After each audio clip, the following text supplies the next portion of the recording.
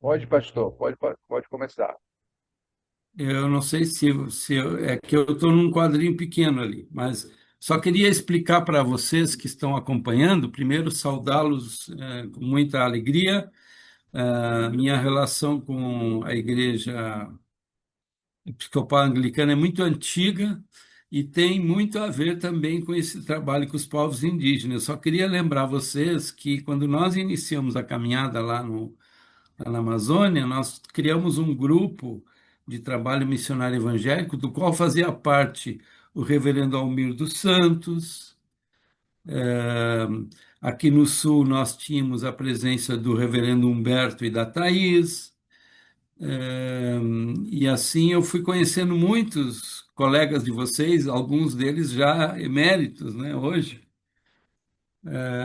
Quando estudamos em São Paulo, nós tivemos muita relação com o Flávio Virala, que depois se tornou bispo, e assim por diante. Então, temos muitos amigos na Igreja Anglicana e continuamos fazendo amigos, não é, Terto? Então, eu queria iniciar o trabalho de hoje, já que o tema é a missão. eh, não vai dar para a gente ouvir a música, mas eu vou ler o texto da música da Cimei Monteiro. Cimei Monteiro é uma grande musicista da Igreja Metodista e muitos anos atrás, pelo menos uns 30 anos atrás, ela fez uma canção que eu acho que é perfeitamente sugestiva para o tema da missão. Ela chamou isso de Canção da Caminhada. E tem várias estrofes, eu vou ler apenas as duas primeiras e duas frases da terceira estrofe. Se caminhar é preciso, caminharemos unidos, e nossos pés, nossos braços sustentarão nossos passos. Não mais seremos a massa sem vez, sem voz, sem história, mas uma igreja que vai em esperança solidária. Se caminhar é preciso, caminharemos unidos e nossa fé será tanta que transportará as montanhas. Vamos abrindo fronteiras onde só havia barreiras, pois somos povo que vai em esperança solidária. E eu termino com esses dois versos: se caminhar é preciso, caminharemos unidos e o reino de Deus teremos como horizonte de vida. Vocês percebem que na poesia e na música da Cimei Monteiro está bem presente o conceito de caminhada. Missão, para mim, tem a ver com caminhada. E se a gente imagina a missão como sendo uma estrutura inicialmente, e não como um encontro, a gente estará provavelmente errando o alvo. Missão não começa com estrutura, não começa com dinheiro, não começa com muito aparato, mas começa com encontro, com sair de casa e ir ao encontro das pessoas. E é isso que eu queria dizer inicialmente para ler dois textos que me parecem muito importantes quando a gente começa a refletir sobre missão a partir do Evangelho e não a partir da dogmática cristã. Evidentemente que nós temos séculos de formulação de uma teologia da missão, ou de teologias da missão, no plural. Mas eu prefiro começar com o texto original e, a partir dele, tirar algumas conclusões para os desafios que a gente enfrenta hoje.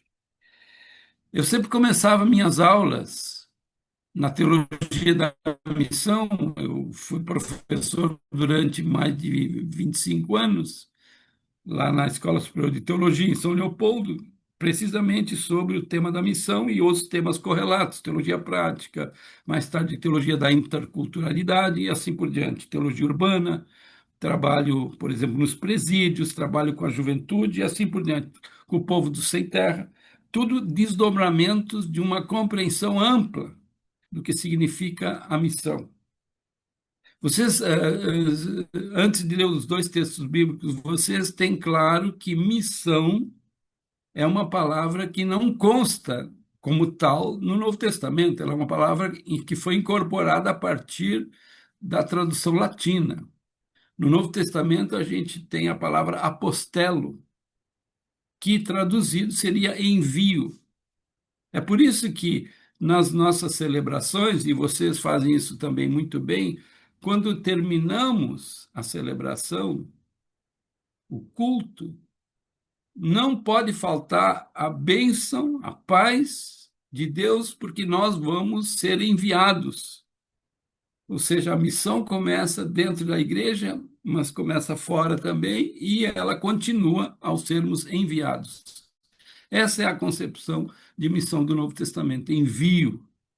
Inclusive, o padre José Comblain, que foi meu professor, um grande teólogo de missão, o Comblain dizia, ele fez um pequeno livrinho sobre o Evangelho de João e o título é interessantíssimo, O Enviado do Pai. E a gente podia dizer, entre tantos enviados de Deus, Jesus é o enviado do Pai. Ele é o primeiro missionário, digamos assim.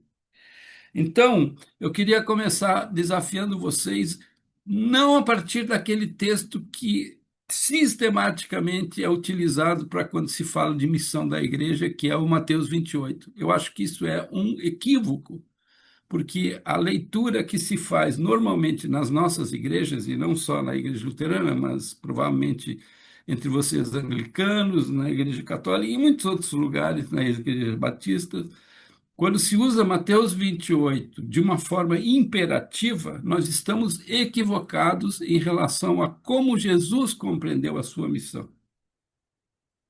Aquela tradução de Mateus 28, que diz ide, como se fosse um general mandando os seus enviados para uma batalha, e essa concepção, essa imagem hoje é muito comum em muitas das igrejas aqui no Brasil, sobretudo pentecostais e neopentecostais, missão como batalha espiritual. Isso é um erro tremendo e nos desloca do centro do Evangelho.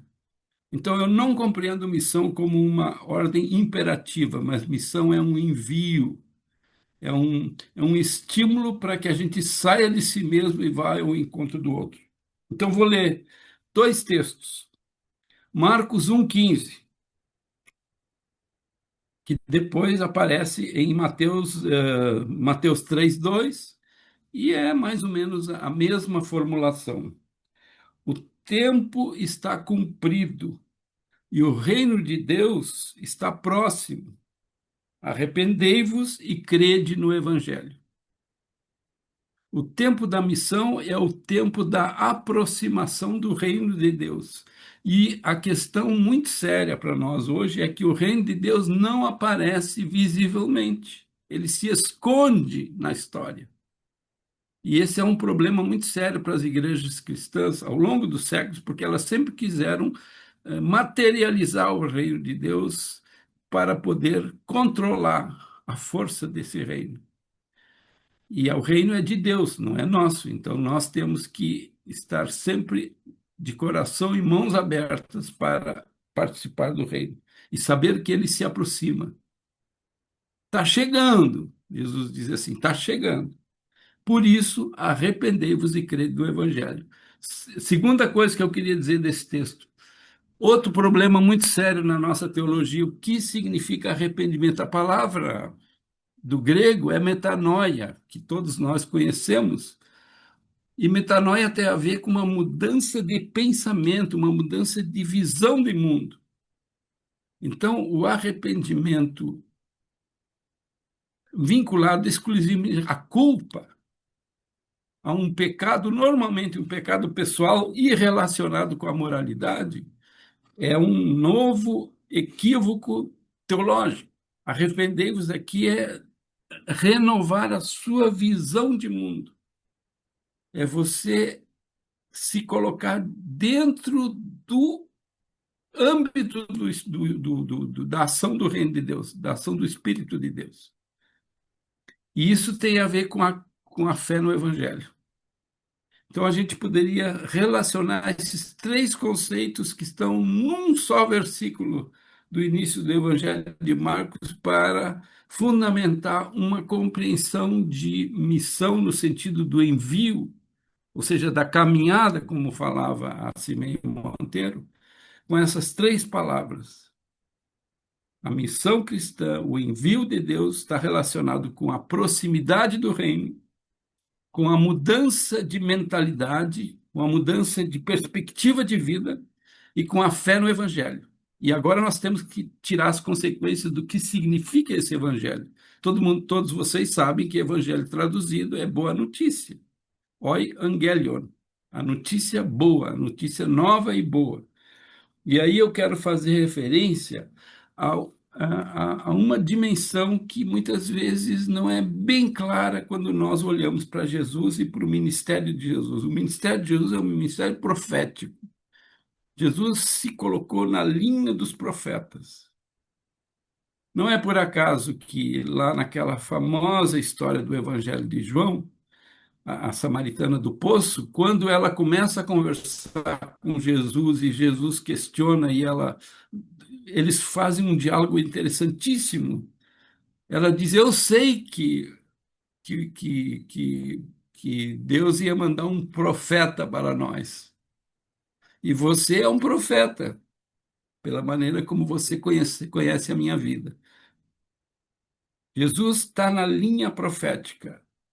E a linha profética aparece muito bem no Evangelho de Mateus, num texto que se repete. No Evangelho de Mateus 9:13, e depois se repete de novo em Mateus 12:7, diz o seguinte: qual é o centro do Evangelho? Do anúncio do Evangelho, do anúncio profético do Evangelho. Existem muitos textos que a gente poderia recorrer, mas eu pego especialmente este aqui, porque este tem a ver com o mundo que nós estamos vivendo hoje. Diz assim, Jesus retoma o profeta Oséias, cita o profeta Oséias nesse relato de Mateus e diz o seguinte: Ide e aprendei o que significa, ou seja, vamos lá, vamos aprender o que significa o que dizia o profeta Oséias. Misericórdia quero e não holocaustos, pois não vim chamar justos e sim pecadores ao arrependimento. Misericórdia quero e não holocaustos. O interessante é que se eu vou ao profeta Oséias, tem um complemento importantíssimo que está no horizonte da, da pregação. Lá em Oséias, você diz assim: misericórdia quero e não sacrifício, e conhecimento de Deus mais do que holocaustos. A gente percebe claramente que o centro do evangelho não exige sacrifícios. Se os sacrifícios acontecem, são por conta da caminhada do reino, mas não como um pagamento pelo que Deus nos oferece. Misericórdia quero e não sacrifícios, e conhecimento de Deus mais do que holocaustos. Isso é super importante porque é uma revisão completa da teologia do templo. E não é por acaso que Jesus muito pouco passou pelo templo de Jerusalém. Jesus caminhou, Jesus era um peregrino, inclusive um peregrino muito mal falado porque ele veio do norte, ele veio da Galileia dos gentios, de uma cidadezinha que era quase uma aldeia, se a gente pensa nos termos de hoje. Mas Nazaré, será que de Nazaré pode vir alguma coisa boa? Dizia um dos pescadores que Jesus chamou. Então, é importante a gente ter claro essas coisas. O centro da mensagem de Jesus tem a ver com a misericórdia de Deus, com a compaixão de Deus, que eu vou resgatar agora na sequência do que eu quero expor para vocês. Só um aviso, ali no meu quadrinho, onde eu apareço, Eu não sei, Terto, se eu estou aparecendo na tela completa. Para mim é só o quadrinho. Parecendo você todo, Pastor Roberto. Então é que está escrito L'Oréal porque eu estou sem o meu laptop, tá no outro lugar e eu não tive acesso. Então eu estou usando o dela. Está o nome dela ali, não se preocupe. Mas então, é, a gente está vivendo nesse momento, no Brasil, na América Latina e no mundo, um momento crucial da história humana, onde a violência, a guerra, a opressão, a crise climática se aprofunda imensamente, de uma forma que talvez nós nem tenhamos nos dado conta. E na América Latina, a gente está vivendo uma disputa feroz das grandes potências por causa do petróleo, da água, dos minerais, que por esses grandes países, essas grandes potências são considerados materiais estratégicos, recursos estratégicos e que são disputados assim de uma forma impressionante. E nós estamos no centro dessa disputa. Essas novas circunstâncias políticas e econômicas mexem com a vida de todas as pessoas, com o nosso país, com as nossas comunidades e com a caminhada das igrejas. Por isso, buscar definir na prática uma concepção de missão relevante torna-se cada dia mais urgente, sobretudo para as lideranças de nossas igrejas, para teólogas e teólogos e para o povo das comunidades. De modo que a gente possa se apropriar de algumas ferramentas e de uma linguagem que nos ajude a comunicar com as pessoas de hoje e, sobretudo, a compreender o drama das pessoas. E isso é subimportante, gente, na minha maneira de entender, porque muitas igrejas cristãs no mundo de hoje, e no Brasil particularmente, prevalece uma visão triunfalista e tributária do que se convencionou chamar de teologia da prosperidade. Em muitas igrejas, muitos colegas nossos dizem: se nós não falarmos da prosperidade, o povo não vem e nós ficaremos sem povo. E um problema seríssimo que está acontecendo nas igrejas e em nossa igreja também é uma concepção individualista de fé, de vida cristã, por consequência, uma concepção de missão muito estranha, pensando nos termos bíblicos. Eu diria o seguinte: a missão cristã no século XXI, neste século que já vivemos pelo menos um quarto dele, nos coloca diante de desafios históricos imensos e para que nós possamos dar conta do passado missionário, tanto do passado missionário, dos seus pontos positivos como negativos, nós precisamos ter uma percepção clara do momento em que vivemos. Precisamos falar sobre o contexto em que vivemos, os dramas das pessoas, a situação em que nós nos encontramos como igrejas, como comunidades de fé e assim por diante. Eu fiz aqui no primeiro ponto um arrazoado bastante extenso sobre o conceito de missão, mas eu queria, sem entrar muito em definições, eu queria trazer para vocês duas narrativas.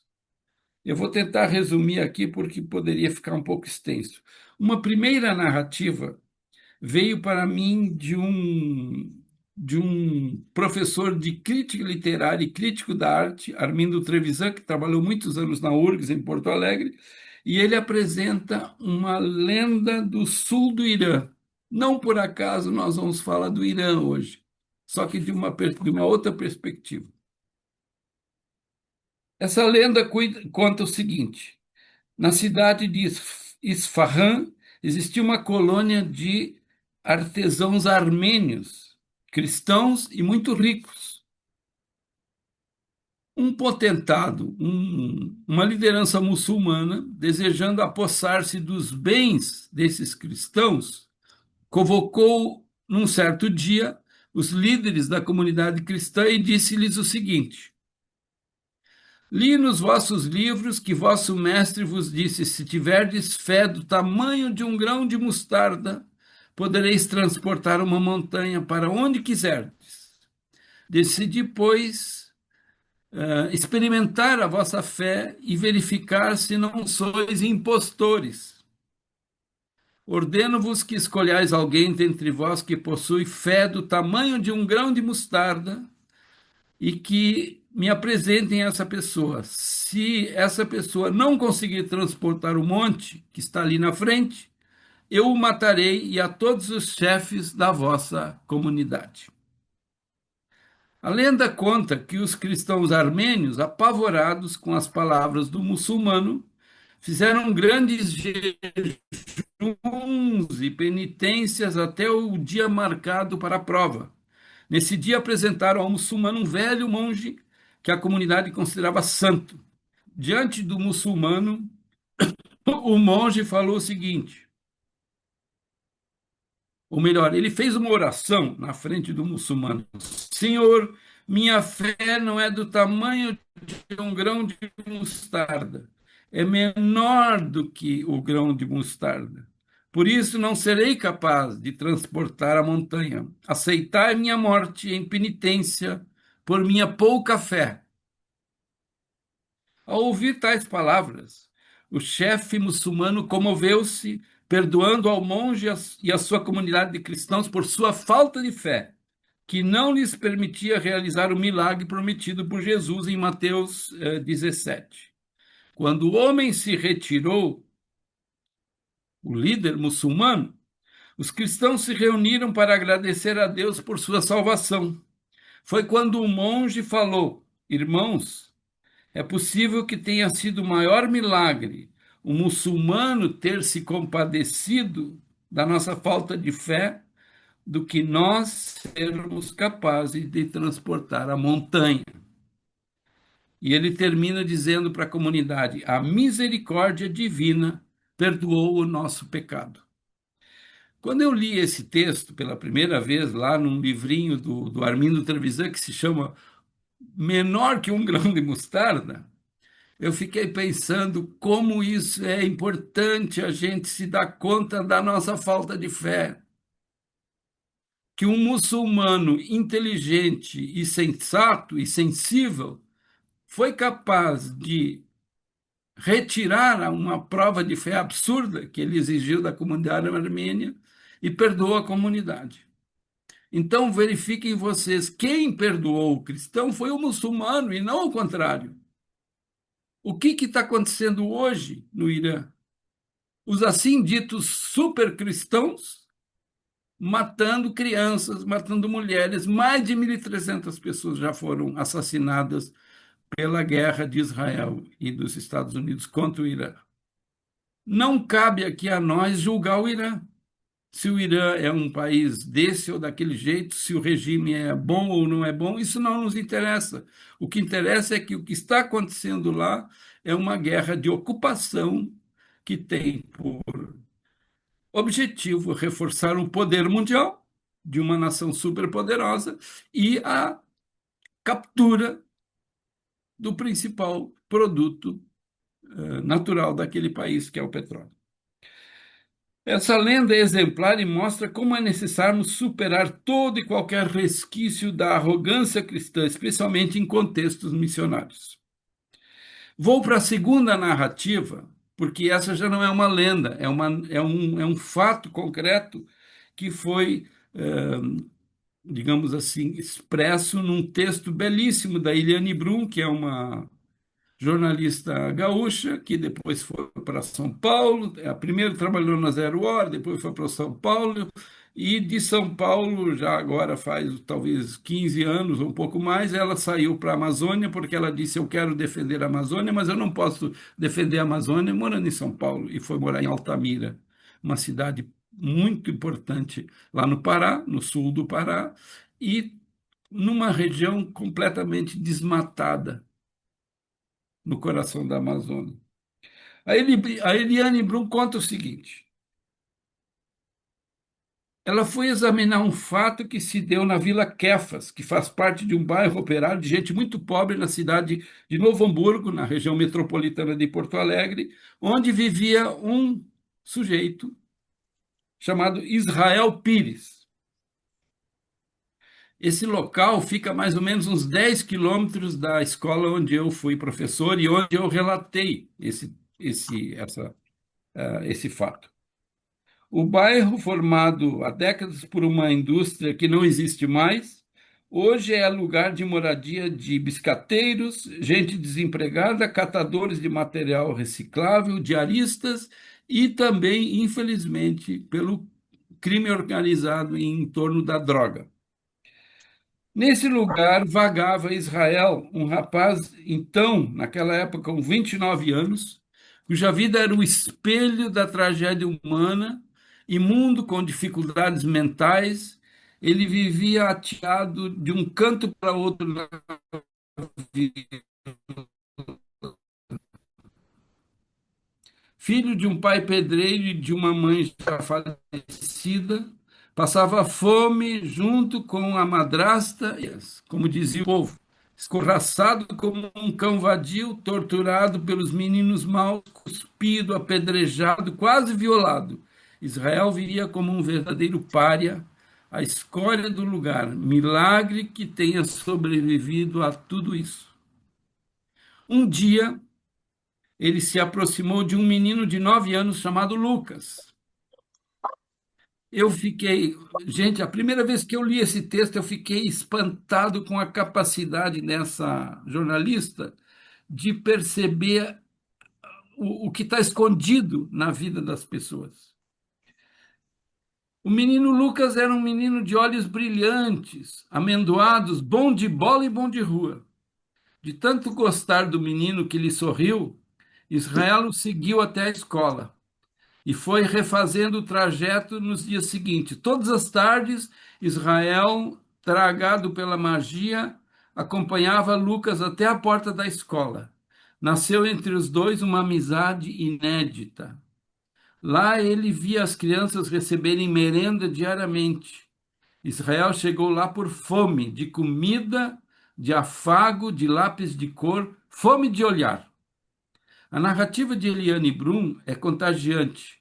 Ela fala da professora Eliane, que, por sinal, tinha o mesmo nome da jornalista.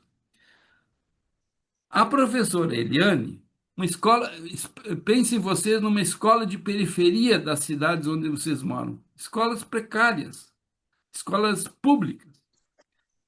A professora Eliane um dia percebeu o rapaz lá no portão da escola, o Israel. Era como um vulto, um espectro na porta da escola. Com um sorriso inocente e os olhos de vira-lata com fome, ele não conseguia esconder a cara pronta para receber uma pancada, mas Eliane o viu. Assim diz o texto da jornalista. Eliane o viu. E Israel se viu refletido no olhar da professora. E o que se passou então é um milagre de gente. O termo milagre está usado pela jornalista, que não é teóloga. Israel se viu imaginariamente no olhar da professora, bem vestido, garboso, talvez feliz por um momento na vida. Ele descobriu naqueles olhos não um escombro, um pária. Capturado pelo olhar da professora, Israel um dia conseguiu entrar na escola e, quando menos se esperava, lá estava ele na janela da sala de aula, meio corpo para dentro do olhar da professora. Quando o chamavam, fugia correndo. Mas devagar, como bicho acuado, foi pegando o primeiro lápis, depois um afago. E num dia de agosto, Israel cruzou a porta e pintou bonecos de papel no chão da sala. E o olhar da professora se multiplicou pelos 31 pares de olhos das crianças daquela sala de aula. Israel, o pária, 29 anos, gente, tinha se transformado em Israel, o amigo de crianças de 9 anos. Ele passou a chegar na escola de banho tomado, barba feita, roupa limpa. Seus olhos brilhavam, feito facho de luz. Um sorriso recém-inventado emoldurava seu rosto sofrido. Quando entrou pela primeira vez na sala de aula, a professora começou a chorar. A subversão acabara de acontecer. O amalucado furou o bloqueio da lei e entrou para a sala de aula no único lugar em que o aceitaram como gente, entre crianças de 9 anos. Eu poderia continuar essa história, gente, mas é impressionante o que essa jornalista conseguiu traduzir de uma experiência numa periferia das nossas cidades para dizer o que significa misericórdia, o que significa compaixão. O artigo terminou da seguinte forma: as crianças e seus olhares compassivos amoleceram as ruas de pedra da Vila Quefas. Você sabe que Quefas é Pedro, e Pedro é pedra. E depois que se descobriu no olhar da professora, Israel ganhou respeito e admiração da vila e da sua família, principalmente do seu pai. Ganhou vaga oficial na escola e aprendeu logo a escrever a palavra P. E aí perguntaram: por que você quer escrever a palavra P? Aí ele disse: porque eu quero escrever professora. E ninguém mais lhe atirava pedras. A professora ria sozinha e chorava à toa. Parou de reclamar da vida e as aulas viraram cantoria.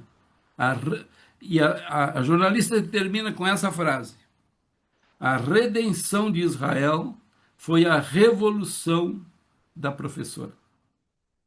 Vocês percebem como o evangelho não pode ficar trancado nas nossas teologias, ou nas nossas pregações, ou nas nossas igrejas. O evangelho tem que ser traduzido, gente, para o cotidiano das nossas pessoas. E aqui nessa história do Israel, uma história verdadeira, aconteceu um milagre proporcionado por uma pessoa sensível, como essa professora, mas muito mais por causa do Lucas e das crianças que aceitaram aquele homenzarrão no meio delas e que se debruçava no chão para fazer desenhos e fazer iniciar, escrever as primeiras letras.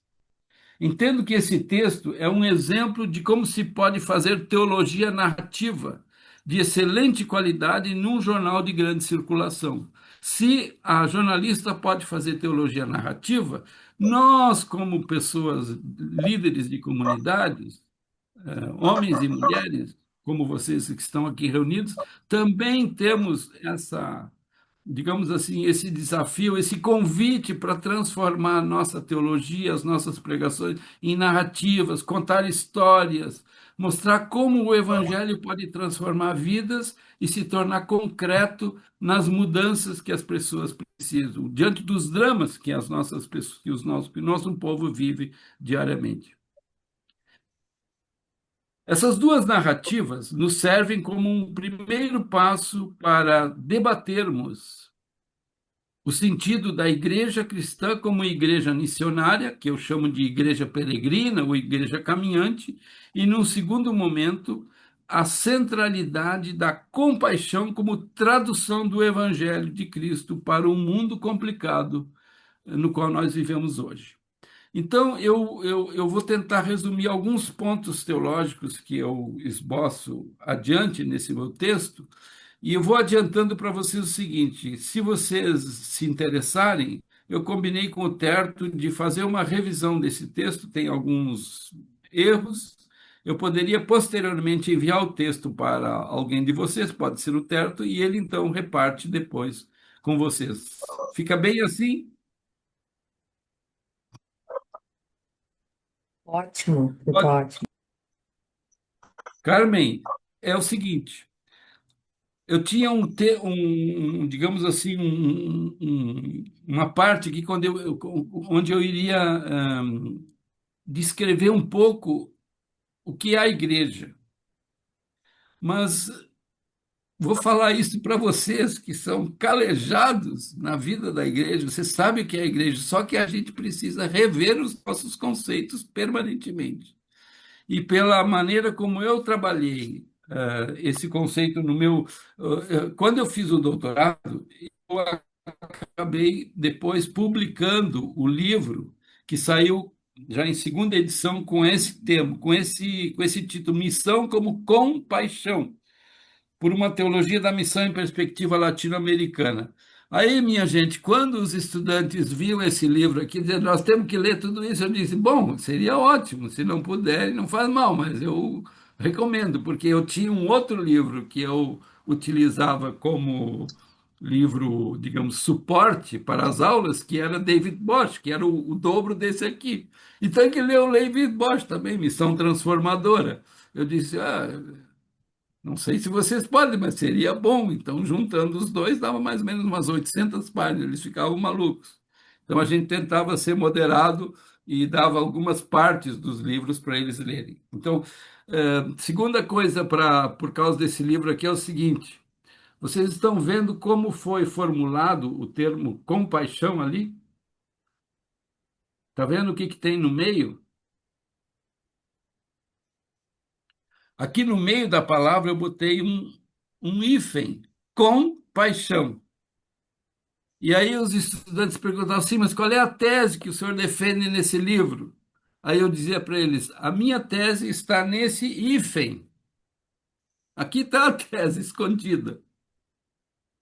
Quando o hífen liga com paixão, a paixão de Deus por nós, a paixão de Cristo por nós, que nos convida a exercitar a compaixão.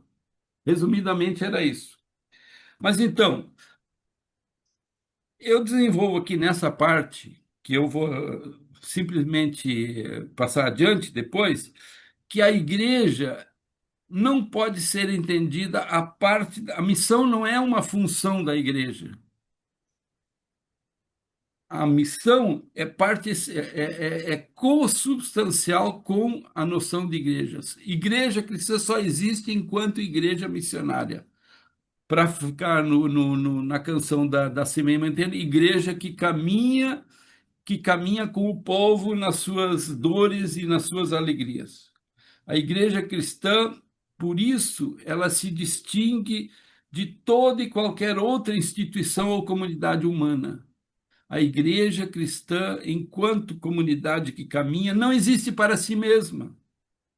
Nenhuma de nossas igrejas deveria por tanto esforço para se sustentar e para se prolongar no tempo. Igreja é uma comunidade que está aí a serviço. E se nós não colocamos toda a nossa força e os nossos recursos e as nossas inteligências a serviço, nós estamos provavelmente equivocados e errando o caminho. Aliás, esse é o convite de Jesus para nós. Misericórdia quero e não sacrifício. Bom, eu vou passar adiante. Queria só lembrar uma. Vocês conhecem provavelmente o texto do Papa Francisco, mas eu fiquei extremamente agradecido quando eu li pela primeira vez a sua primeira encíclica chamada Evangelii Gaudium, A Alegria do Evangelho, de 2013. Nós estamos em 26, portanto faz 13 anos e agora Francisco já não está mais conosco. Mas o que ele deixou como um legado, entre tantos textos e tantas, digamos assim, contribuições teológicas para a Igreja Católica, mas também para as nossas igrejas, uma delas, talvez a mais importante, é a alegria do Evangelho. Ele escreveu lá assim: embora essa missão nos exija entrega generosa, seria um erro considerá-la uma heróica tarefa pessoal, dado que ela é primariamente e acima de tudo obra de Deus. Jesus é o primeiro e maior evangelizador. Em qualquer forma de evangelização, o primado é sempre de Deus, que quis chamar-nos para cooperar com Ele e impelir-nos com a força do seu Espírito. Eu acho que aqui está uma definição muito interessante, resumida, de como podemos entender a missão como compaixão ou no espírito da misericórdia. Nós não somos chamados a sermos heróis da fé, mas simplesmente seguirmos o que Deus está realizando no mundo. A missão é obra de Deus e nós somos chamados por Deus para cooperar com Ele nessa missão, que acontece conosco, sem nós, e eu às vezes acrescento, apesar de nós. A missão de Deus está presente no mundo, às vezes de forma tão escondida que a gente não percebe. E eu acho que um exemplo muito importante que vocês têm condições de exemplificar, cada um a partir de sua comunidade, foi o que aconteceu durante a pandemia. Durante a pandemia, esse país viveu um drama existencial terrível. Não é por acaso que este país foi o segundo país do mundo onde mais morreram pessoas por causa da Covid-19. 700 mil pessoas, pelo menos. E segundo uma médica cujo livro eu li, mais de 2,5 milhões de pessoas hoje, sobreviventes da Covid, vivem com sequelas, algumas com sequelas brandas, outras com sequelas muito graves. E a nossa imprensa não fala sobre isso. Ela esconde os números, porque tem gente responsável por tudo isso que aconteceu. Então, acho que essa palavra do Papa Francisco, ela é interessantíssima porque ela diz, Deus nos chama para caminhar com Ele na sua missão nesse mundo e não nos deixa haver navios. Ele nos impele com a força do seu espírito. É por isso que tem alguns teólogos, e um deles, por exemplo, que eu sempre respeitei muito e aproveitei na minha tese, é Jürgen Moltmann, um teólogo reformado alemão dos anos 60, já com 90 anos ou mais. O Jürgen Moltmann escreveu um texto que é fantástico, por ele diz assim: Igreja na força do Espírito. Uma igreja de Jesus, uma igreja, digamos assim, do Evangelho de Jesus, só pode existir na força do Espírito. E o Espírito, vocês sabem, como nós lemos na história lá do Evangelho de João, e sopra onde quer. E nós temos que ser capazes de ouvir a voz do Espírito. Nas nossas igrejas, nas nossas comunidades e também nas nossas vidas pessoais. Um documento interessantíssimo da Federação Luterana Mundial, puxando um pouco para a teologia luterana de missão, que surgiu em 2004, chama-se Missão em Contexto.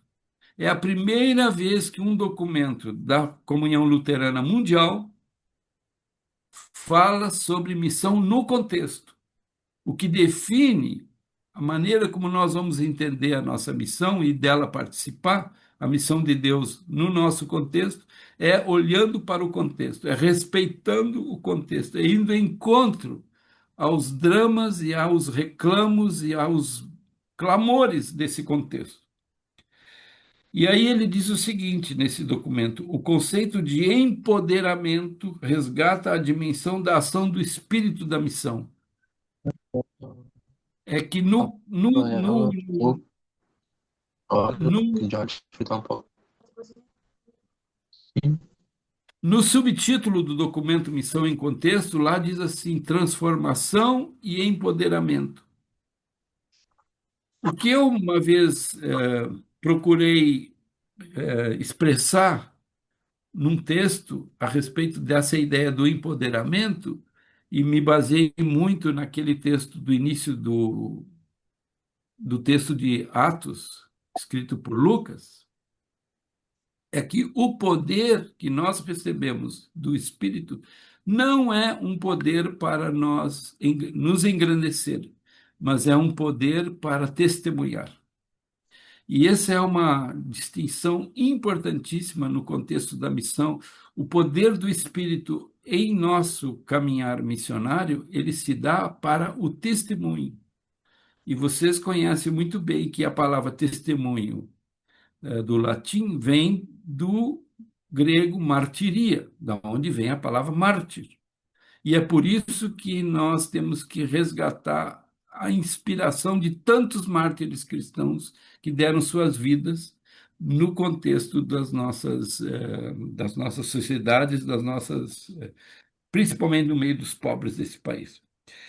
Eu, então, vou me encaminhar para terminar a minha fala, de modo que vocês possam fazer perguntas e participar, dizendo o seguinte: a ideia de compaixão, que é uma ideia profética, que está lá presente em Oséias, está lá presente em Isaías, está lá presente em Jeremias, é uma ideia que Jesus resgata quando ele inicia a sua caminhada missionária, a sua caminhada em direção à cruz.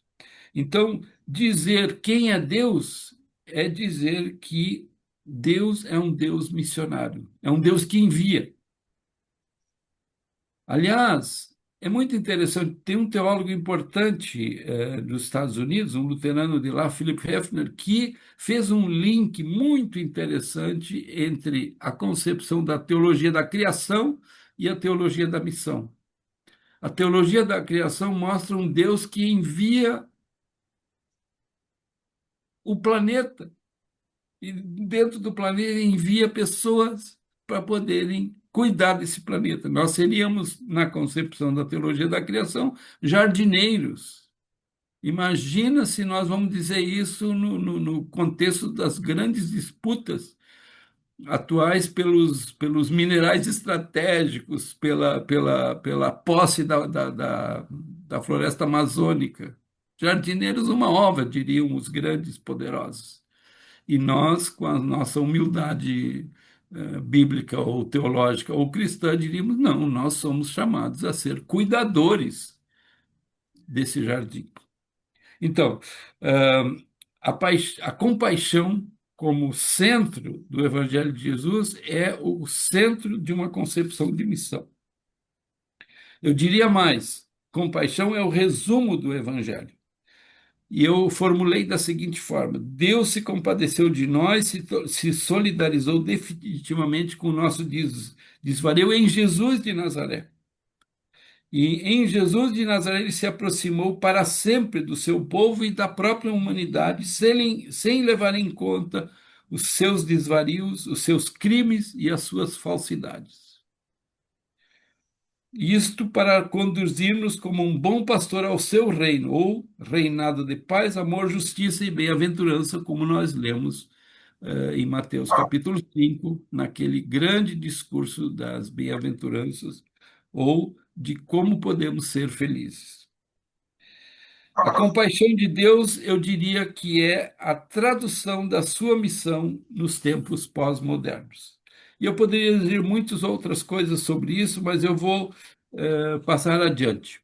Segunda dimensão da compaixão divina. Primeira é essa, da bem-aventurança. Segunda, a compaixão de Deus é irmã da justiça. Vocês sabem que na teologia profética, o direito nunca está isolado da justiça. Mishpat e tzedakah, direito e justiça. E a gente poderia dizer que a justiça de Deus, que é uma justiça não punitiva, mas salvadora, é a dimensão profética da missão. Se nós, digamos assim, reduzirmos a missão ao intimismo de uma mudança do íntimo das pessoas, que evidentemente acontece nessa caminhada da compaixão, se nós reduzirmos a uma dimensão puramente íntima, nós perdemos a dimensão profética da missão, ou seja, a luta pela justiça. Paz não existe sem justiça. O Evangelho, quando nós pregamos o Evangelho, a gente diz assim: ele diz respeito à vida e à dignidade humana, não só no reino de Deus, mas já neste mundo. É interessante aqui resgatar essa ideia de que o reino de Deus não é só uma dimensão futura. Para Jesus, o reino de Deus estava acontecendo ali, só que as pessoas não entendiam, ou não viam, ou não acreditavam. Compaixão, então, hoje é um grito universal. E aqui eu queria fazer uma memória, porque em 1992 eu estava estudando em São Paulo e tive a graça de ir ao Rio de Janeiro participar de uma vigília das religiões, uma noite inteira na Praia do Flamengo, durante a Eco 92. O Brasil sediou uma grande conferência que agora se deu no ano passado lá em Belém. Na Eco 92, na Vigília das Religiões, a gente ficou a noite toda e às 6 da manhã, diferentes tradições religiosas se reuniram na praia, e fizeram uma oração comum pela paz e pela defesa da ecologia. E eu escutei o Dalai Lama, o principal representante do budismo. Ele veio da Ásia e participou dessa vigília, e ele disse uma frase em inglês que eu, então, com o meu pouco inglês, eu entendi perfeitamente. O Dalai Lama disse assim: faz tempo que eu venho clamando, o mundo necessita de compaixão. The world needs compassion. O mundo necessita de compaixão. Imaginem vocês dizer isso hoje, nesse contexto dessas tragédias que estão acontecendo no Oriente Médio. Agora, eu fui adiante naquilo que eu ouvi do Dalai Lama e disse assim: mas a compaixão por si só não garante a paz e a justiça. A compaixão precisa ser desdobrada em atos de vontade, em frutos de um novo coração e de uma nova racionalidade. A compaixão precisa se transformar em projetos concretos, factíveis.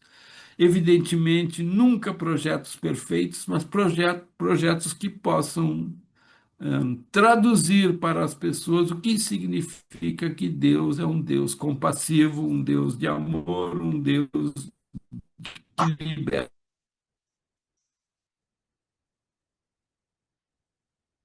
Termino dizendo essa parte assim: o Deus bíblico é Deus da justiça, assim como a compaixão de Deus é irmã da justiça. E isso o profeta Oséias, citado por Jesus lá em Mateus,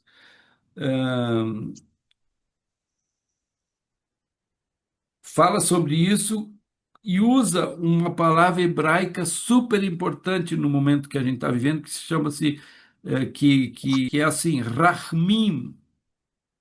E aqui a gente poderia traduzir da seguinte forma: compaixão, ter misericórdias, é como o revolver das entranhas por amor de alguém. Revolver das entranhas por amor de alguém. Eu, às vezes, fico pensando que imagem plástica a gente poderia utilizar para falar disso. O que significa o revolver das entranhas por amor de alguém? E eu não posso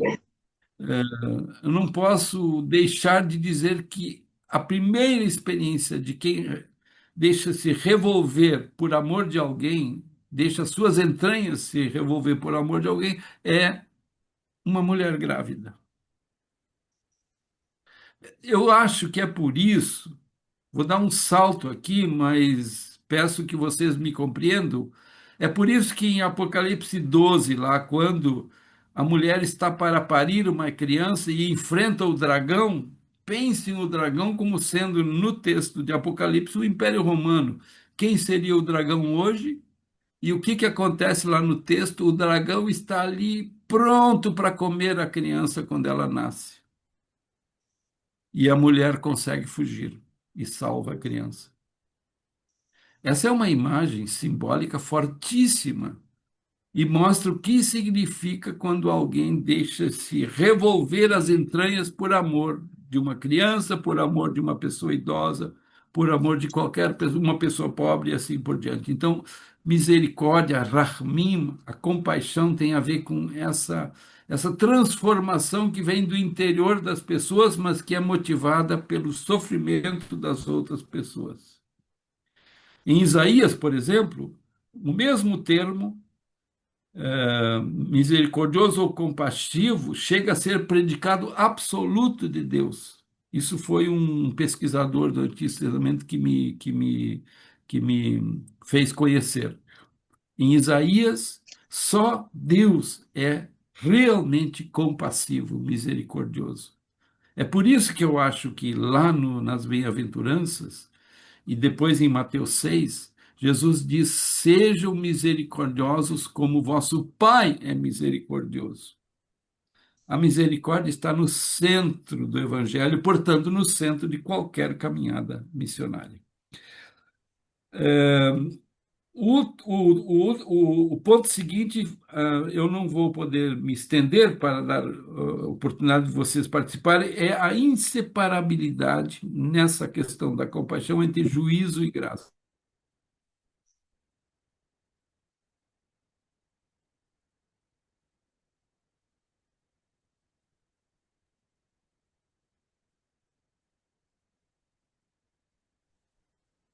O Terto parou, trancou aí.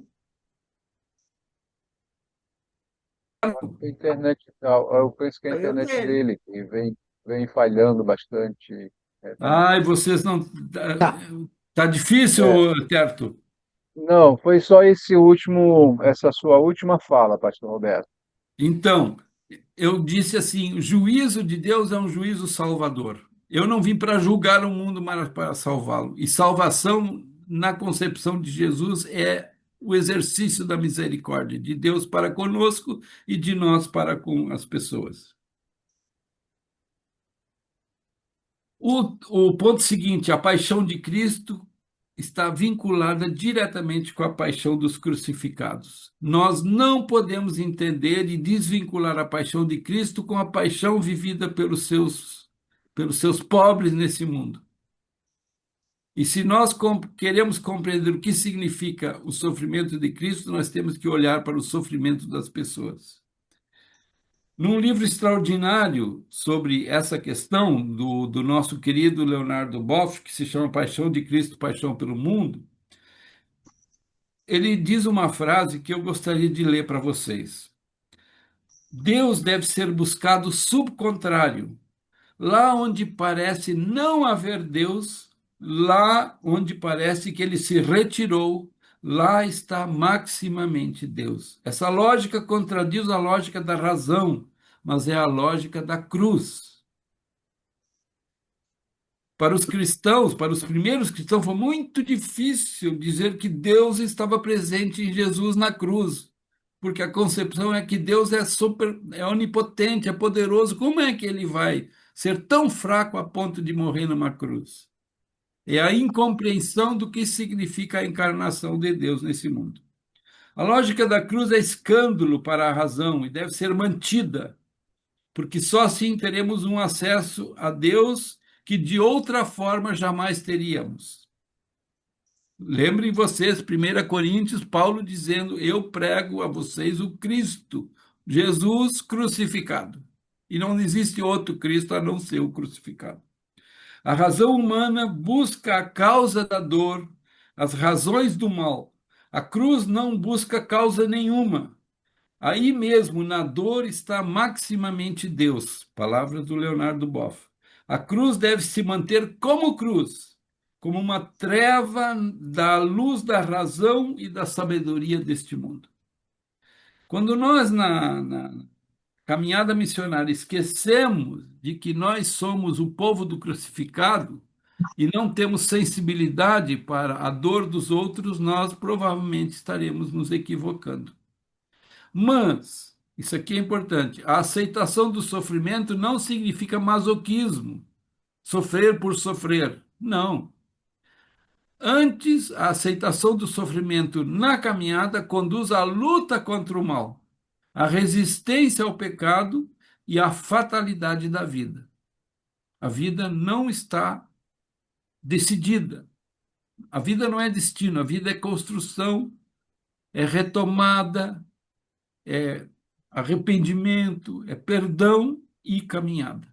Por isso é que na oração de Jesus, que nós repetimos tão seguidamente nas nossas celebrações, nas nossas orações pessoais, Jesus termina dizendo assim: e não nos deixes cair em tentação, mas livra-nos do mal. É interessante a gente observar nessa oração de Jesus, na oração máxima de Jesus, que ele não diz que nós deixaremos de ser tentados. Pelo contrário, nós estaremos constantemente afrontados pela tentação. Mas ele diz: vamos pedir que Deus nos ajude a libertar-nos do mal. Em outras traduções da oração de Jesus, essa palavrinha mal, do grego, aparece como maligno, que Deus nos livre do maligno. Eu quase poderia dizer que Deus nos livre das forças malignas que hoje estão dominando o nosso mundo. Bem, vamos adiante. Passa Compaixão uma como... sala. Eu estou vendo aqui que são 20h15. Se vocês me derem 5 minutos, eu termino a minha exposição. A Salada de compaixão repolho. pode ser? Pode ser, pastor Roberto. É que tem um microfone aberto aqui, Sim, sim. mas pode ser sim. A compaixão, como centro da missão cristã no mundo de hoje, é uma experiência de libertação. Quando nós digamos, nos aliamos aos sofredores desse mundo, aos que caminham nesse mundo e que não se conformam com as estruturas desse mundo, nós estaremos fazendo uma experiência de libertação. O mesmo Leonardo Boff escreveu uma coisa interessante.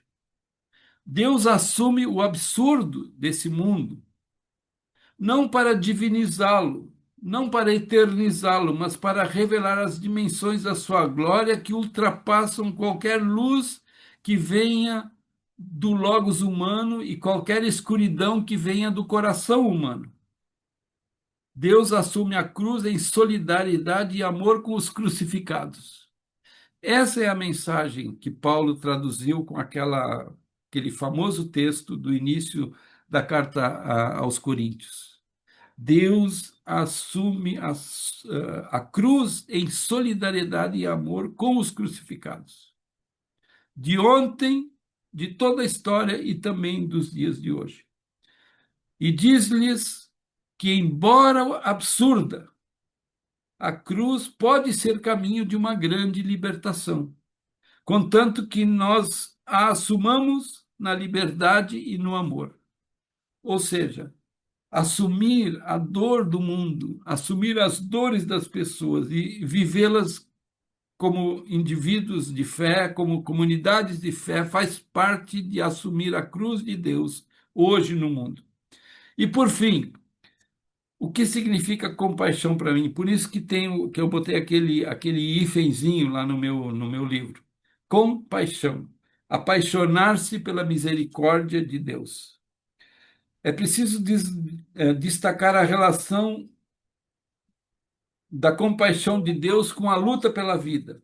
A resistência contra o amor de Deus é permanente neste mundo e não precisamos dar exemplos que vocês conhecem muito bem, como este mundo resiste ao amor de Deus. Tanto nas instituições, e aí nós temos que ser muito verdadeiros, dizer que também em nossas igrejas nós resistimos ao amor de Deus, quanto nas nossas vidas individuais e muito mais nas nossas sociedades. É necessário deixar-se apaixonar pela misericórdia de Deus. Na linguagem profética, a ideia vem com a metáfora de um mover-se desde as entranhas. Deus ama a sua humanidade como uma mãe, que desde o mover-se de suas entranhas luta pela vida de suas filhas e de seus filhos. Somente quem é misericordioso e limpo de coração conhecerá a Deus, afirmou Jesus em Mateus 5. Assim, a expressão compaixão é uma tentativa de demonstrar que a missão diz respeito ao ser inteiro das pessoas e da Igreja de Deus. Missão como compaixão é um lema e um programa de vida, um alerta e um desafio permanente enquanto vivermos neste mundo com suas contradições e absurdos, contradições que estão presentes em nós também. Então, era isso que eu tinha para compartilhar com vocês e estou aberto para perguntas ou observações que vocês façam. Agradeço por sua paciência.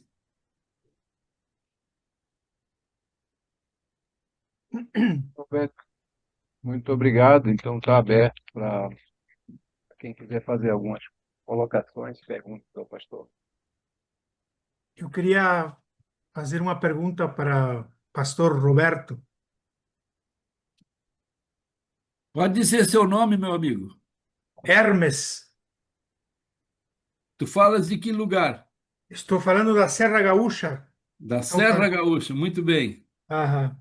Bem, eu gostei quando o senhor começou o segundo ponto de sua fala, né, sobre o que é a igreja. E aí lembrei do pastor Vitor Wester, que foi um colega seu, né, luterano. O ano passado eu li a obra dele, a igreja como um evento, né? Sim, E, ou seja, Westel aborda a igreja como um evento dinâmico, em contraposição a uma instituição assim rígida, estática, né? E o Senhor, na sua fala, destacou que a essência da igreja é consubstancial à própria igreja, a missão da igreja é consubstancial à própria igreja, né? sim. Então, diante dessas duas perspectivas, queria perguntar para o Senhor, né, que nos desse algumas dicas, digamos assim, por onde iniciar assim o senhor com toda a sua experiência de vida, né, pastoral, enfim, por onde iniciar esse processo, digamos assim, de renovação de nossas instituições cristãs hoje, né? Não sei se me fiz entender na pergunta.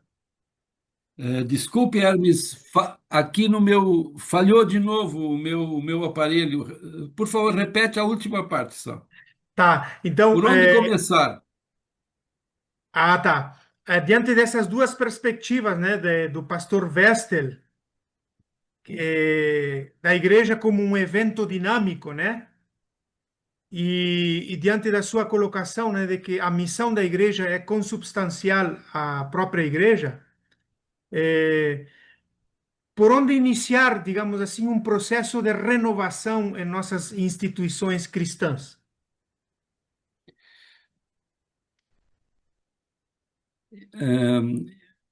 Para quem está coordenando, eu faço as minhas considerações logo em seguida da pergunta ou espero mais, Terto? Pode responder, pastor. Que aí vai dando tempo também para mais alguém que queira se inscrever. Tá certo. Então, Hermes, voltando ao Hermes aqui, eu estou vendo só o Terto. Antes estava só o Hermes projetado. Bom, então, Hermes, ótima tua pergunta. Igreja como evento, igreja como dinamismo, e evidentemente, quando o Vitor fala do evento igreja, ele está pensando justamente a igreja na força do Espírito, né? Mas então, eu poderia dizer talvez duas, três coisas sobre por onde iniciar uma renovação, mas eu gostaria de ser modesto aqui. Eu não sei se eu teria condições de te dizer muitas coisas, mas eu posso te falar de algumas coisas que nós estamos tentando já há alguns anos, e o Terto faz parte dessa caminhada. Eu acho que uma coisa muito importante nas nossas comunidades de fé, nas nossas igrejas, nos dias de hoje e diante do que está acontecendo no, digamos assim, no panorama religioso das tradições religiosas aqui no Brasil, é a gente reaprender a ler a Bíblia, meu irmão. A gente precisa fazer uma nova leitura bíblica, a gente precisa cavocar no fundo dos textos e redescobrir a força do Evangelho. Não é por acaso que o Papa Francisco, no seu primeiro texto, fala da alegria do Evangelho.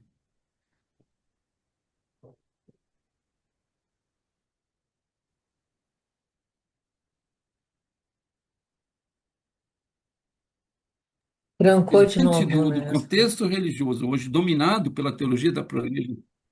Vocês estão me ouvindo, Agora Sim, sim. Carmen? Diante dessa teologia da prosperidade que começou nas igrejas neopentecostais e foi se espalhando por outras igrejas, inclusive atingindo comunidades históricas, é muito difícil a gente voltar a reler o Evangelho. O pessoal não quer saber do Evangelho, o pessoal quer saber o que que eu ganho, o que que Deus tem para me dar, em termos econômicos, em termos materiais. E quando Deus chama para caminhar o caminho da cruz, isso eu não quero. Isso não está na minha perspectiva de vida. Eu não quero saber de cruz, eu quero saber de sucesso. E, sobretudo, de sucesso, primeiramente individual, no máximo familiar. Então, um dos caminhos, Hermes, e a gente está tentando com muita dificuldade aqui no Sul, retomando os cursos do CEBSUL, é fazer a nova leitura bíblica. E com essa nova leitura bíblica, que nós chamamos de leitura popular da Bíblia, redescobrir, a partir de uma nova leitura, digamos assim, os desafios que o Evangelho coloca para nós e para as nossas comunidades. É claro que as nossas comunidades não são comunidades, digamos assim, passivas. Todas as comunidades realizam algum trabalho que ultrapassa as dimensões das sacristias, dos templos, é claro. Mas nós precisamos, digamos assim, eh, aprofundar a dimensão profética desse evangelho. E isso faz parte de uma caminhada missionária, quer dizer, relendo os textos bíblicos, assumir a dimensão profética do Evangelho e então descobrir por onde as pessoas, digamos assim, quais são as expectativas mais profundas e não tão superficiais das pessoas. Eu te diria essas três dimensões, né, da caminhada cristã, e teríamos que conversar muito para entender por onde vai essa renovação. E ela, ademais, a renovação da caminhada cristã é um desafio para todas as nossas igrejas. Nós estamos também diante de, digamos, impasses muito grandes na Igreja Evangélica de Confissão Luterana. São desafios imensos.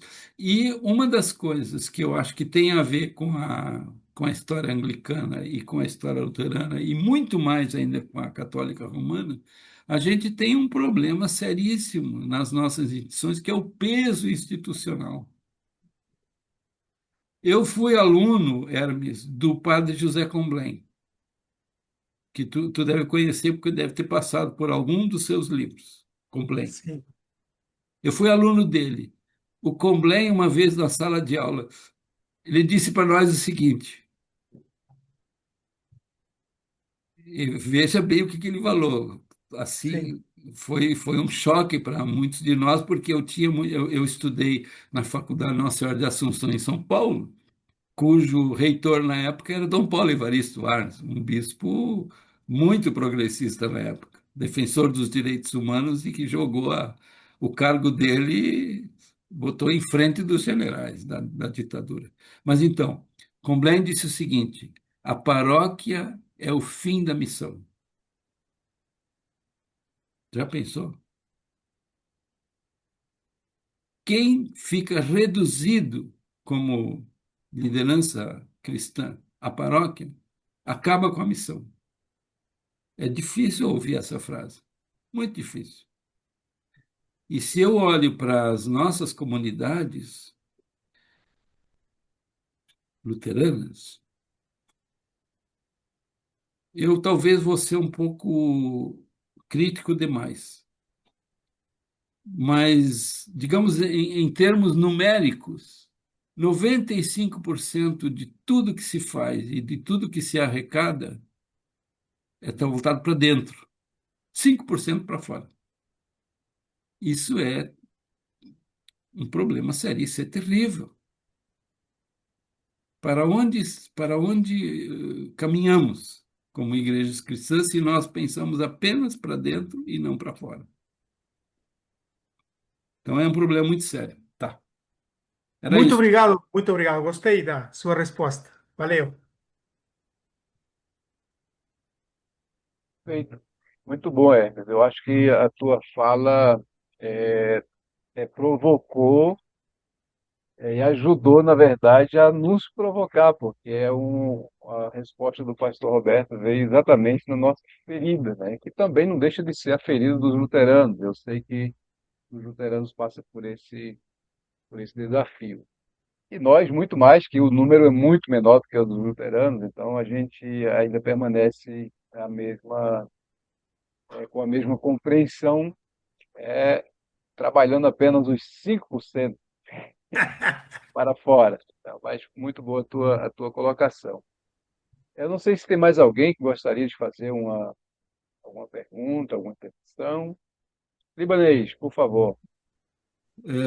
Ainda bem que tem 5%, isso nos salva, viu? Que é com os 5% é que a gente vai conseguir dizer alguma coisa quando nos chamarem, né? No julgamento final, e vocês deram água de beber para quem? Foram visitar aqui presos, né? Tem 5% ali ainda. Mas é triste. Vamos lá. O reverendo Hermes, bem dizer, nos instigou e exatamente falou justamente o que eu iria perguntar para o pastor, né? Me preocupa realmente esse esvaziamento das nossas igrejas protestantes de raiz, né, histórica. Não é somente a igreja anglicana que sofre com esse esvaziamento, a igreja luterana, a igreja presbiteriana e metodista, porque estamos vivendo realmente um florescer dessas igrejas parede preta, né? Hoje ainda havia um, um vídeo de um jovem tirando de sua mão uma tatuagem da Igreja Bola de Neve. E eu rezo constantemente a Deus que as pessoas que estão seguindo essa teologia da prosperidade se voltem para o Evangelho, se voltem para os textos sagrados realmente e voltem a ser realmente igreja e uma igreja que realmente edifica. Então, assim, literalmente, obrigado, reverendo Hermes, pela sua colocação, porque foi justamente mais ou menos o que eu iria questionar para o palestrante, o pastor de hoje, né? O que fazermos, como trabalharmos para sermos uma igreja aberta e a caminho do povo, né? Não somente para os nossos, né?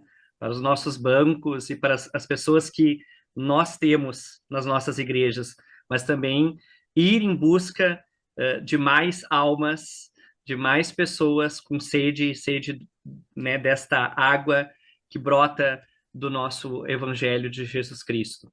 Seria isto, assim, muito obrigado pelas suas palavras hoje, eu acho que é edificante escutar que temos pastores e pastoras preocupadas, né, com este caminhar de uma igreja para, para o povo, né, para o povo de Deus, né, em busca deste evangelho e dessas ovelhas que estão perdidas, né, e que nós estamos aqui hoje em plena 20 horas e 30 minutos numa quinta-feira, nos colocando à disposição para aprender a aprender. Como é seu nome, meu irmão?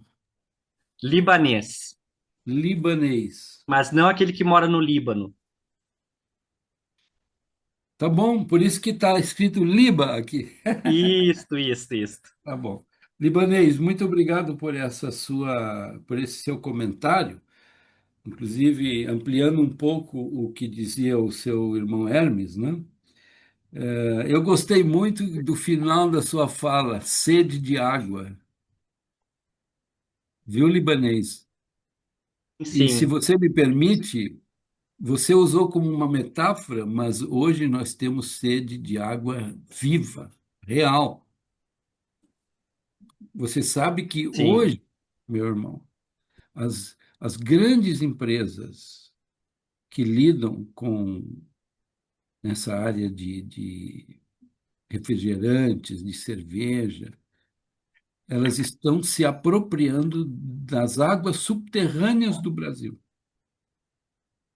E é uma coisa altamente preocupante que não só empresas que produzem esses refrigerantes ou essas bebidas, mas também as empresas de mineração, né? A empresa de celulose que está ali em Guaíba, nas barbas da capital, Porto Alegre, e que quer ampliar o seu parque industrial para utilizar ainda mais água, já que a água está ali, e essas empresas não veem a água como um recurso vivo, elas veem como um recurso a ser expropriado. A sede de água hoje dessas grandes empresas ultrapassa quilometricamente a nossa sede de água viva. Então, a metáfora é fortíssima, porque ela nos remete tanto à sede humana, por significação da vida, por sentido da vida, como também à sede que nós vamos passar daqui a 20, 30 anos. Muito sério. Mas então, voltando ao tema principal do seu comentário, a questão do esvaziamento das nossas igrejas, isso de fato é preocupante. Eu estava lendo um texto de um amigo que sabe utilizar muito bem os recursos da internet, que eu não sei usar, e ele fez uma pesquisa muito rigorosa sobre a presença luterana no Brasil. A gente já sabia disso, mas é, é, é, é quase um choque você saber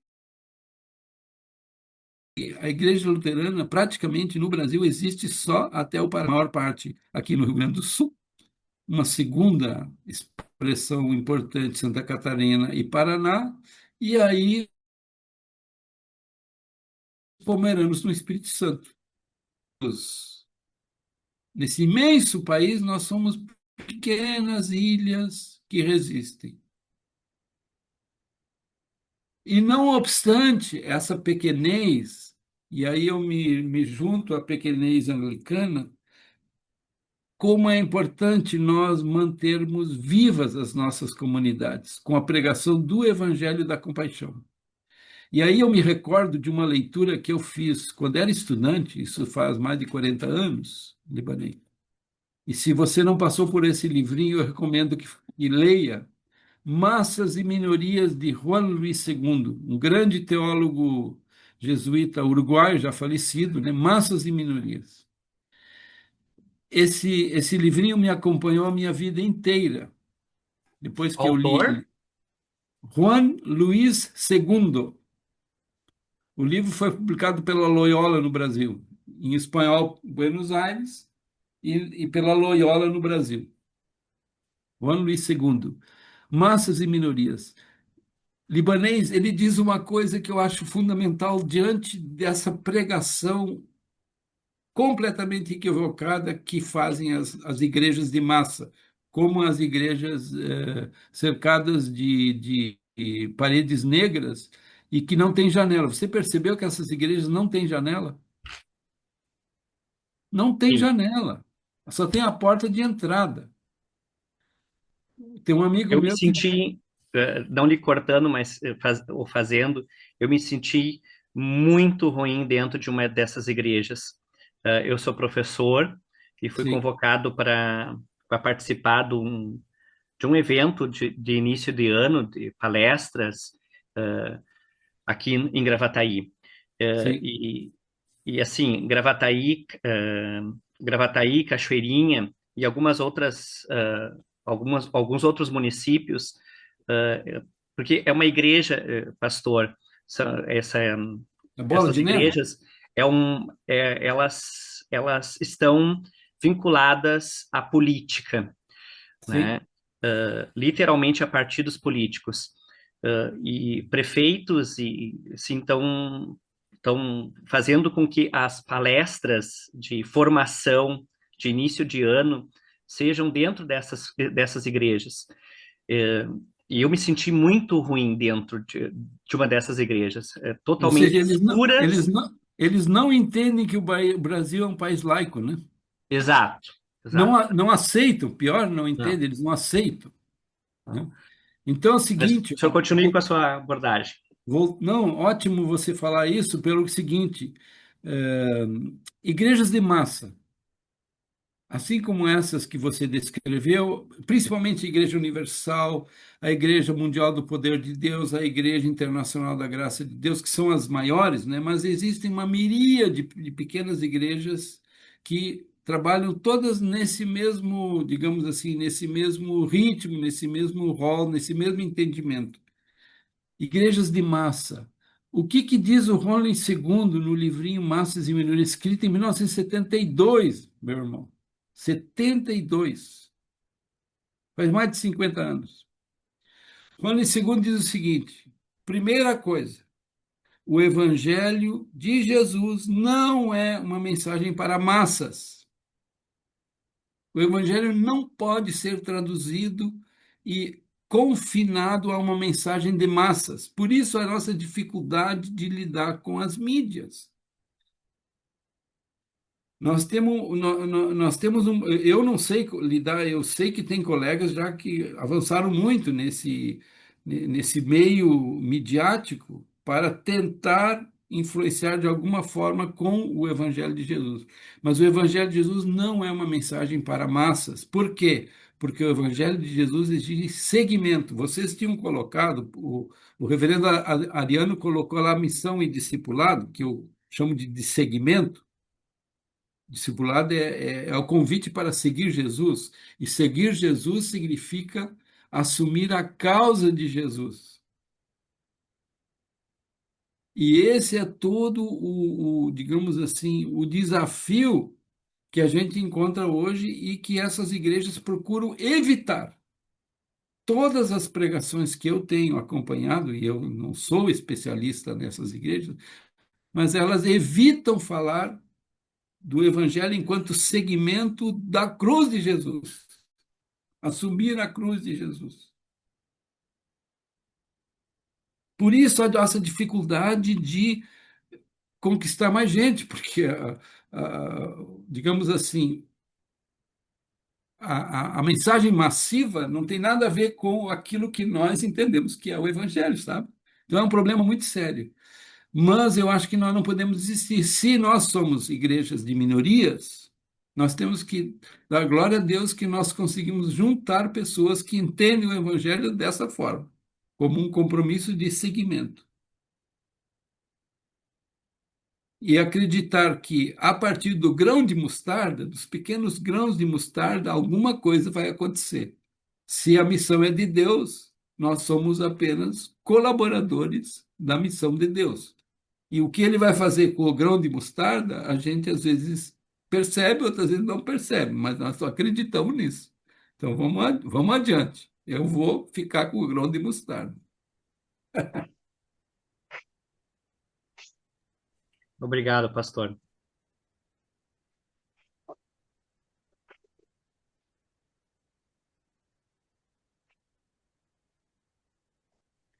Eu acredito que o reverendo Antônio Terto caiu, porque não está aqui, reverenda Carmen Etel. Sim, bispo, é verdade, ele caiu, tá me avisando aqui que não está conseguindo reconectar. Nós temos ainda antes do Jader, o William. O William tinha levantado a mão, William? Por favor. Obrigado, Mary Grace. Liga o microfone.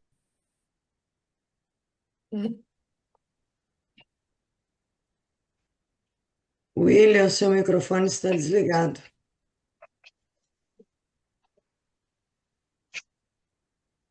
Pronto. Tá certo, William.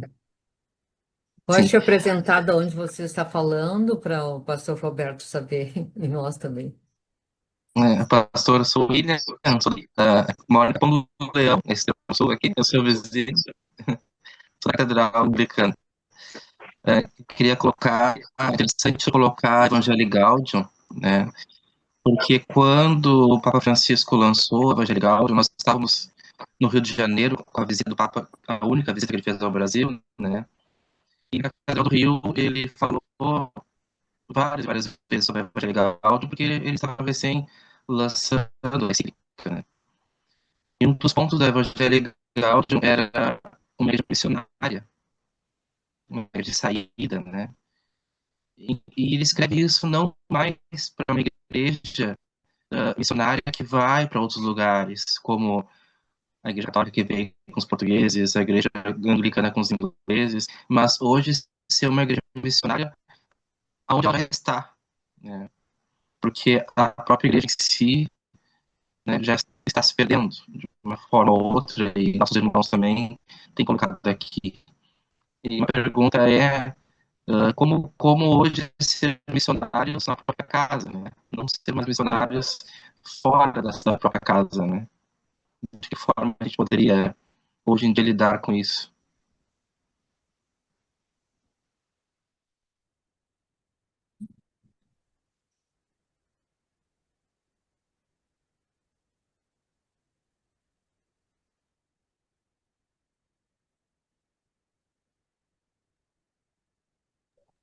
Eu acho que o pastor também travou.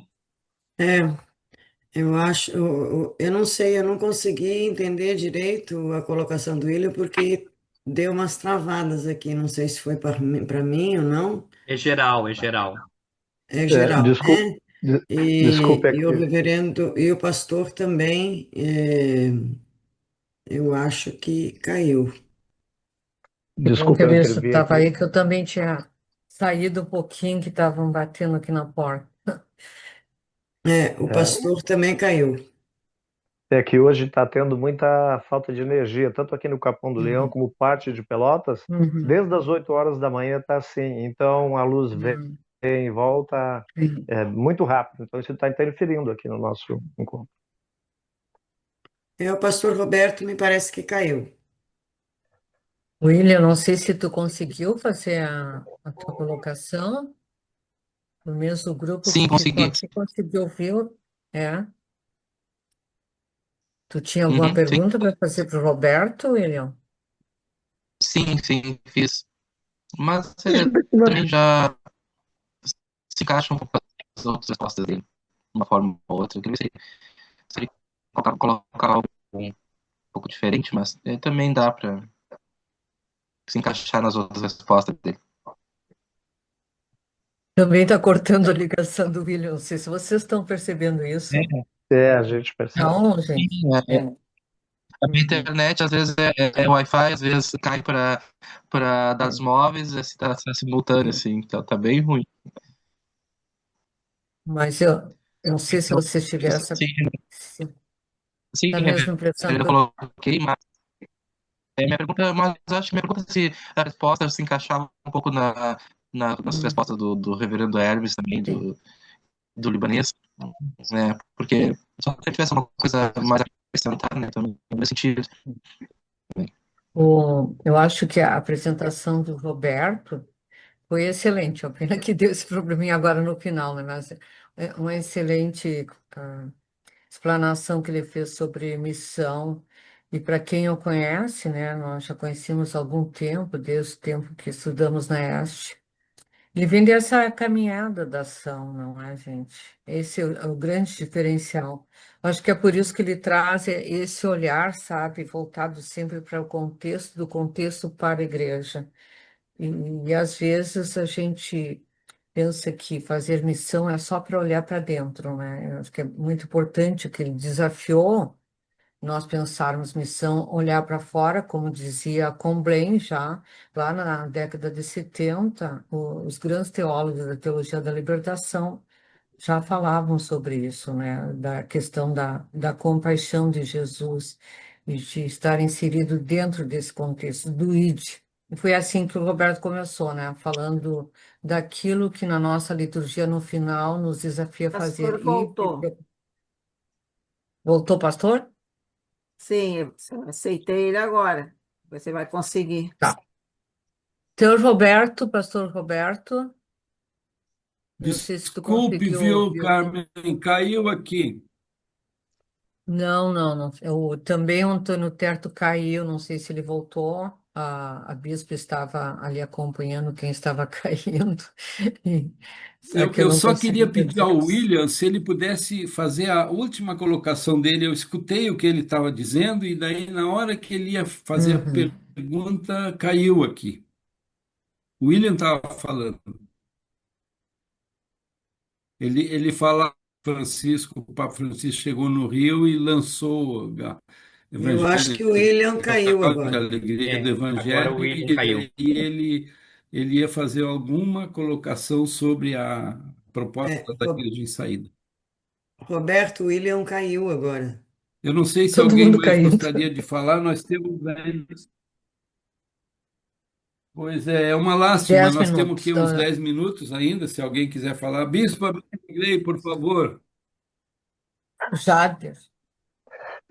Eu vou me atrever aqui um pouquinho, gozando aqui da sabedoria do Obrigado. pastor, e que é um privilégio, porque o pastor é colega, e ele se diminui com a gente, né? Ele se coloca como colega lá no CEBI, participa conosco dos trabalhos, e a gente sempre aprende muito com o pastor, né? Como eu aprendo com os reverendos, com os demais colegas, com a nossa bispa e com os demais colegas. Mas não é tanto uma pergunta ao pastor, mas é uma percepção quando a gente está preocupado com a igreja que deixa de ser missionária, com a igreja que se esvazia, muitas vezes a gente percebe que a igreja volta-se para si, que ela parece um clube dos bons, que fica com medo do novo, do diferente, que deixa de fazer para fora e cuida de si, e aumenta o seu patrimônio, investe em patrimônio e pouquíssima missão, né? Então, este é o grande problema. É claro que isso não é regra, mas pela minha caminhada, a gente percebe muito isso, né? Um clube, a igreja quando se torna um clube fechado, que cuida de si. Esse é a minha grande preocupação com o jeito de ser igreja. É isso, meu irmão. Só queria partilhar com vocês isso. Viu, Jader? Eu vou comentar logo o que você está dizendo, porque esse é um problema geral nas nossas igrejas. Não, não é só com vocês anglicanos, nós luteranos temos problemas seríssimos nesse sentido, e eu vejo isso em outras das nossas igrejas irmãs. Mas eu me inspiro muito quando eu vejo o que está acontecendo lá na cidade de São Paulo com o trabalho do Padre Júlio. Vocês sabem como o Padre Júlio Lancelotti é perseguido, sobretudo pelas autoridades da cidade de São Paulo. E por que ele é perseguido? Porque ele é uma pessoa que se dedica aos descartáveis de São Paulo. A Prefeitura de São Paulo acabou de fechar um centro de acolhimento de povo de rua chamado Casa São Marcelino, alguma coisa do gênero. Vê se é possível admitir uma instituição pública fechar um trabalho desses. Ora, do ponto de vista da teologia da missão como compaixão, a gente entende, porque eles não querem que a compaixão seja concreta, seja vivida por uma comunidade de fé. Então, esse homem é perseguido sistematicamente há anos em São Paulo e ele não desistiu. Eu acho isso incrível. Nós, se fazemos algumas opções aqui nas nossas comunidades aqui do sul, do Rio Grande do Sul, a gente também não é muito bem falado, mas nós não podemos desistir. E quanto possível, Jader, eu acho que a gente precisa juntar nossas forças. Nós temos que acreditar mais numa união de forças do que cada um por si, sabe? A gente tem conversado muito, a Bispa Mary Gley e eu e mais alguns colegas, nós durante alguns anos participamos de um comitê interreligioso em Pelotas, inclusive com pessoas de comunidades de terreiro, e foi um trabalho muito bonito esse que nós fizemos, mas em algum momento nós perdemos o chão, sabe? E aí é lamentável, porque a gente se afastou. Embora nós nos encontremos na rua, em alguns eventos, mas a gente se afastou. gostou. Outra coisa é o trabalho que a gente faz e com a população de rua. Eu conheci há uns 2 ou 3 anos atrás o trabalho que a Comunhão Anglicana tem lá no Porto.